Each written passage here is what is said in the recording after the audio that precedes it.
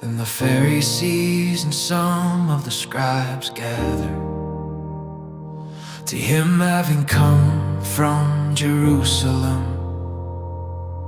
Now when they saw some of his disciples eating bread with defiled, that is unwashed, hands, they found fault.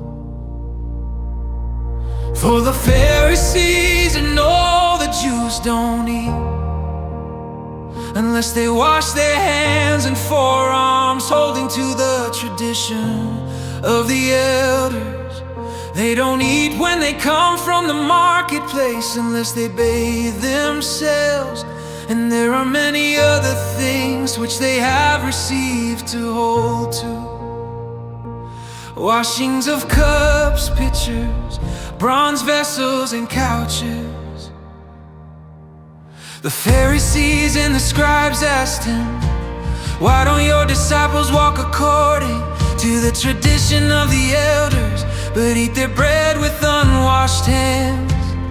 He answered them, "Well, did Isaiah prophesy of you hypocrites? As it is written, this people honors me with their lips, but their heart is far from me. They worship me in vain, teaching as doctrines the commandments of men."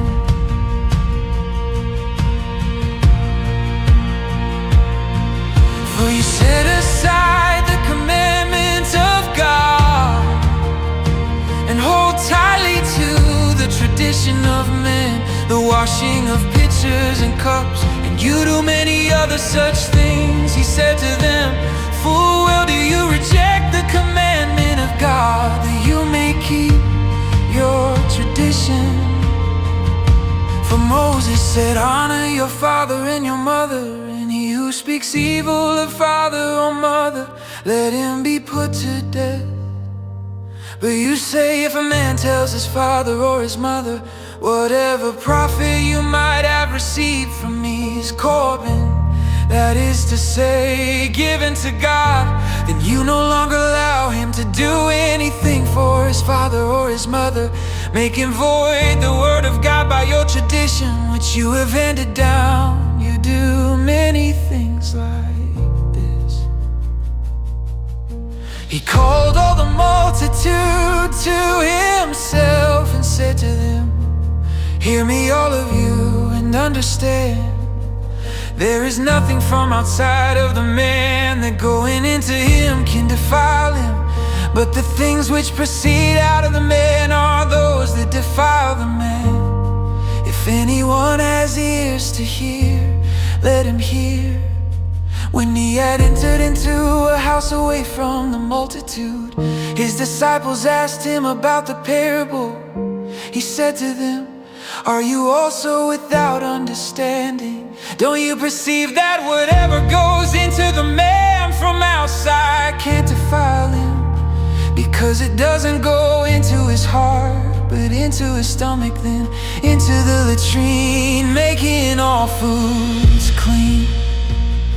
He said, "That which proceeds out of the man, that defiles the man, for from within, out of the hearts of men proceed evil thoughts, adultery, sexual sins, murders, thefts, covetings, wickedness, deceit, lustful desires, an evil eye, blasphemy, pride, and foolishness. All these evil things come from within and defile the man."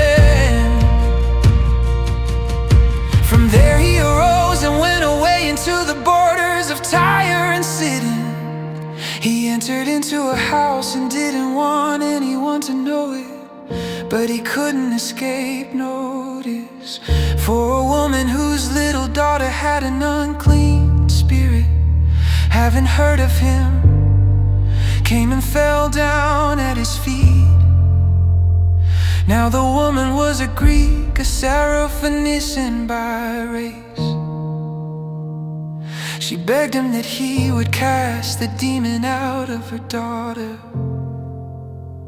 But Jesus said to her, "Let the children be filled first, for it is not appropriate to take the children's bread and throw it to the dogs. But she answered him, yes, Lord, yet even the dogs under the table eat the children's crumbs. He said to her, for the saying, go your way, the demon is gone out of your daughter.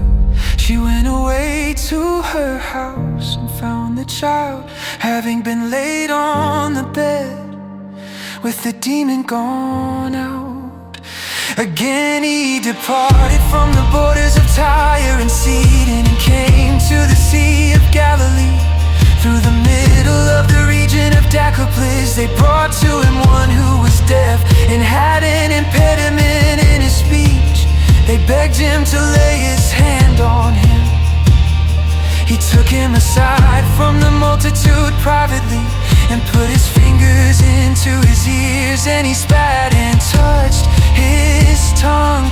Looking up to heaven, he sighed and said to him, Ephphatha, that is, be opened.